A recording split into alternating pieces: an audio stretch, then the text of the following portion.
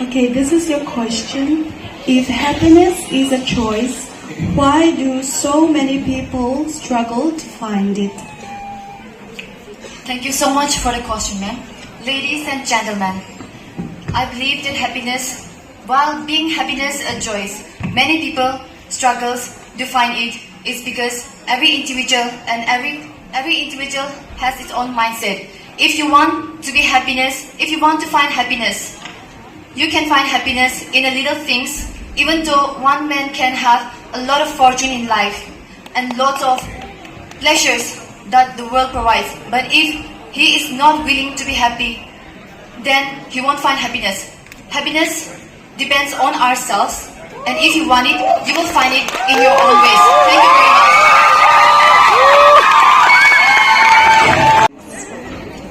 Good afternoon. So your question is, can we ever fully trust our senses to understand the world?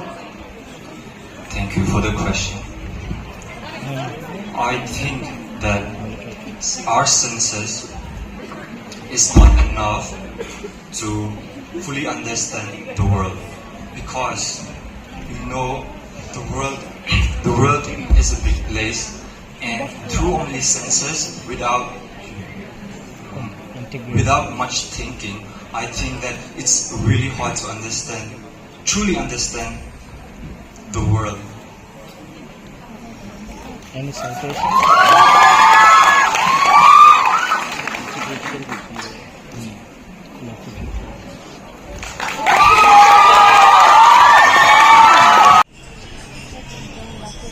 Well, hello there. Hello, sir. So my question is, what is more important in education, creativity or discipline, and why? First of all, thank you for your question, dear sir, and I bid a very good afternoon to everyone, and I hope you're having a great day. And my answer to your question would be, I think both are very important since it goes together so well. And if we lost creativity, we won't be doing well in life.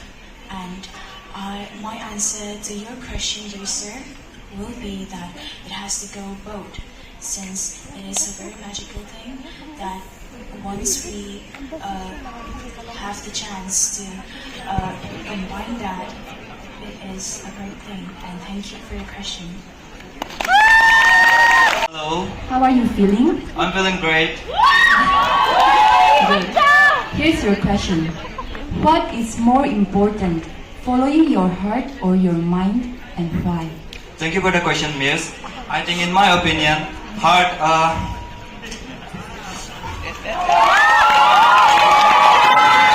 in my opinion, heart is the most important, because like heart is dealing with the emotion and passion.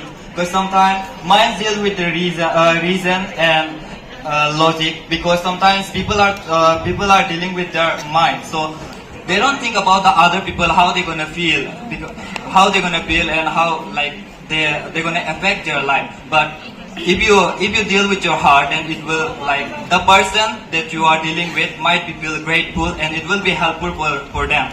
Thank you so much. Hello, David. Hello. So this is a question. Is it better to live a long life without taking risks, or a short life full of adventure? Thank you, ma'am. I would choose to live a short life full of adventure, because life is unpredictable, and so that we need to enjoy to the fullest. When we enjoy it, we should enjoy it with showing kindness towards other, and we should show empathy towards other. And by doing so, I think that we can create a better community, and it would be so much better to live a wordful life and a wordful dying. Thank you so much. I just want to tell you, you look absolutely stunning. Thank you. So your question is, how do you balance your academic, personal, and social life to ensure growth in all areas? I believe that we can manage our academics and our social life by time management. It's always important what sort of priorities you are giving, because at the end of the day, both are important. We should also know to take care of ourselves and also to know to take care of our studies. That's how we can be ourselves and maintain a healthy life. Thank you so much. Mr. Cowboy, how you doing? So, first, I just want to say we are very fortunate to have the cowboy from America. Having your presence here means a lot. And my question to you is, if you have the power to see the future but could not change it, would you still want that power? That's a wonderful question. Well, I'm in political science. I'm a politician. Absolutely not do I want that power. I, as a politician, will have the right to change the future. It's in my hands. Not only my hands, as a community here in Mizoram, the right to change our future is in our own hands. We as a society can make the whole state better. Kalo, man. Here is my question for you. Is formal education the key to success, or are there other equally valuable parts? Thank you so much for your question. I would like to take the instance of Srinivas Ramanujan, who was one of India's greatest mathematicians. He did not have any formal education, yet he etched his name in the history of Indian history. So I believe that formal education, with all its qualities, does not define success. It is the skills, the hard work, and the experience that comes with the success. Thank you. Yes, this is your question. If helping one person means hurting another, what would you do? Thank you for the question, ma'am. Good afternoon, ladies and gentlemen. Back to the question. I feel like helping others is a must, and I think that there is always a right to help other people. And I feel like we should always help first, no matter what. Thank you for the question. That would be my answer. Thank you. Are you nervous? Not really. Your question is, how do you tell the difference between a dream and a reality? Thank you for your question. Dream is what's on our mind. Reality is what it is done. It is an action. In dream, we feel like everything is possible. But in reality, we have to be ourselves. We have to be comfortable. We have to have confidence.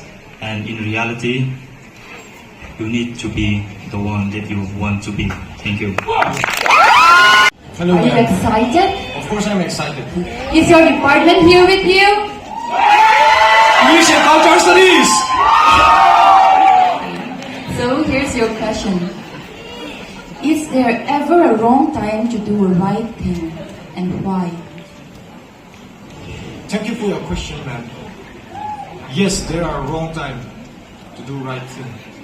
Because if a person may suffer from a mental illness, if he or she needs alienation, isolation, while needing that isolation, alienation, we, the individuals, may tell some of the motivation which does not motivate him or her.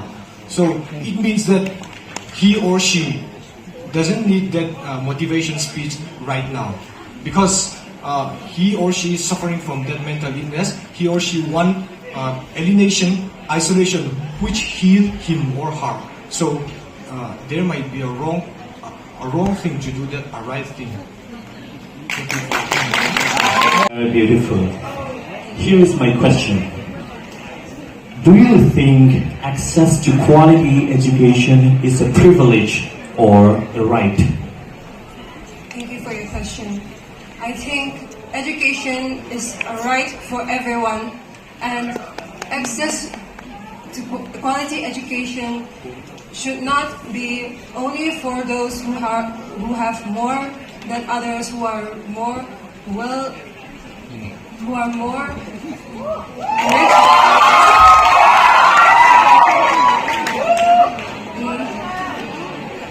In my opinion, I think access to quality education should be available to all. Thank you. Hello,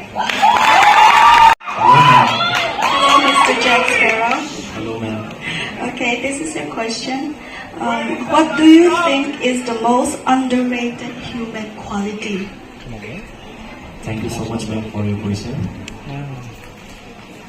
For me, I believe that the most underrated quality of a human is they never appreciate the act of appreciation. We are living in a world of stereotypes where we look down upon each other. We are judgmental. We are moving towards a world of judgmental. We never appreciate others. We are becoming selfish day by day. But we should remember, we are humans. We should appreciate each other so when the society grows, and if society grows, it will grow, our nation grows. Because we the youths, we the students, are the future who will be holding this nation. Thank you, Colombo. Hello. Don't be nervous. Your question is going to be very simple. So your question is, do you believe people are naturally good or naturally selfish, and why? That was such an interesting question. Thank you. I believe that people can be both selfish and good at the same time, because if we are letting our good side just to get on what we want, that is a selfish side, and then if we are living a pretending life to get on what we want, can be also a purpose of selfish and do good. I think that would be my answer. Thank you. Are you nervous? No, not at all. I'm pretty excited. Because I have a really interesting question for you here.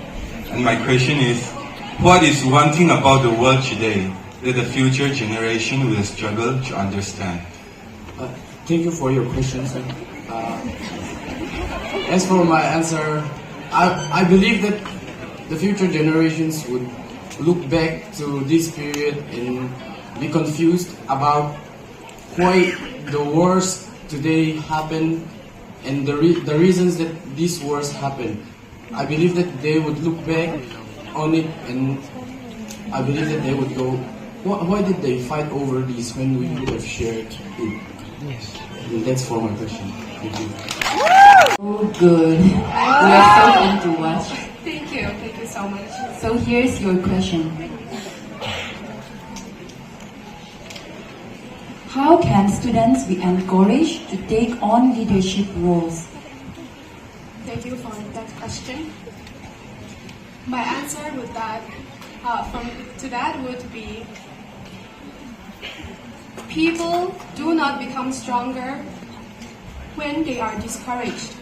So, especially in the position from a student, when the teachers discourage them, they break down and do not become stronger. So I think enabling students to voice out their opinions and making decisions for them, that will encourage them.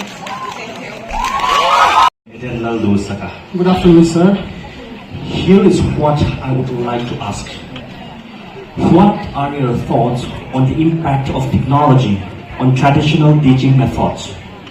Well, I think that we live in a world where technology have influenced our life, and if the traditional way of teaching and the technology can go hand in hand, and if it can go hand in hand, then it can have a more better and a more traditional way that we have is it could have an impact in a positive way so that we can have improved our educational system.